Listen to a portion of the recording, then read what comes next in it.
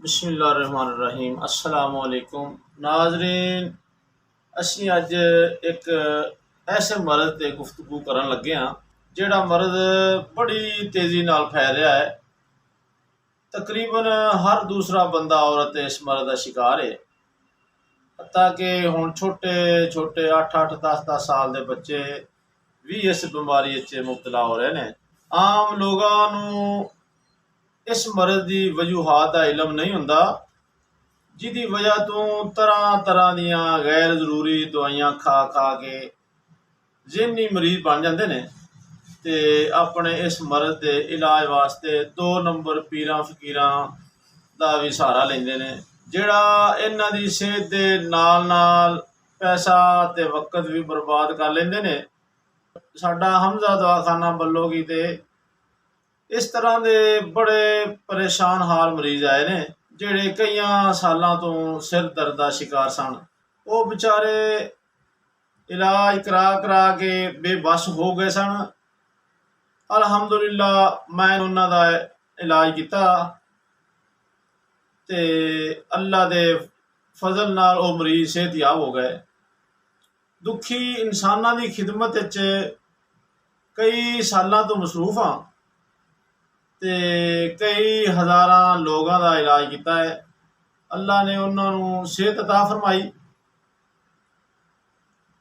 अज वो पुरसकून जिंदगी के बारां लुट रहे हैं। नाजरीन, इस वजह तो ये वीडियो बनाइए कि लोगों को सिर दर्द की वजूहात ते इलाज बारे दस्या जाए कि सिर दर्द किसी भी बीमारी का ना नहीं है, बल्कि किसी न किसी बीमारी की वजह तो सिर दर्द होंदा है। चंद वड्डियां वड्डियां वजूहातां दा असी जिक्र करांगे ते आखिर च उन्हां दा इलाज भी तुहानूं दस्सांगे। इहदी सब तो मेन वजह जिहड़ी आम पाई जाती है वो मेदे दे अंदर तेजाबीयत ते गैस का वध जाना। तेजाबीयत की ज्यादती की वजह तो दिमाग नूं गैस चढ़ जाती है ते मरीज सिर दर्द का शिकार हो जाता है।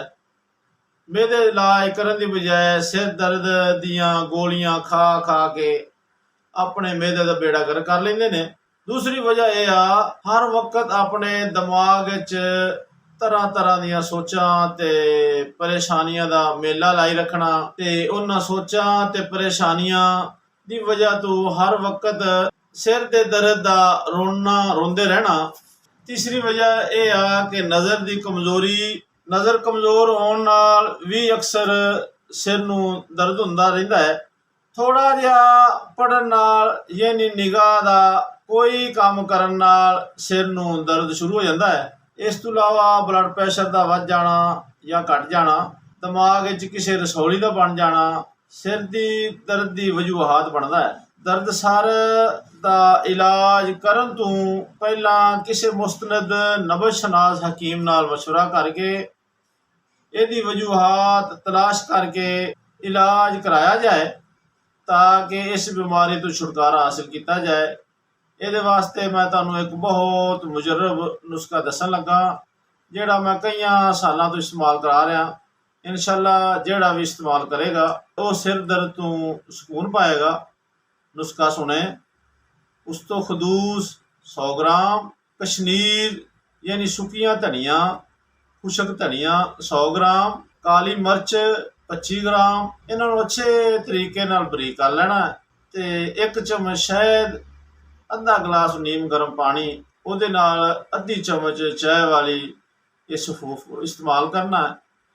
दोस्तों, उस्तो खदूस नूं पुराने हुक्मा दिमाग का झाड़ू कहते हैं।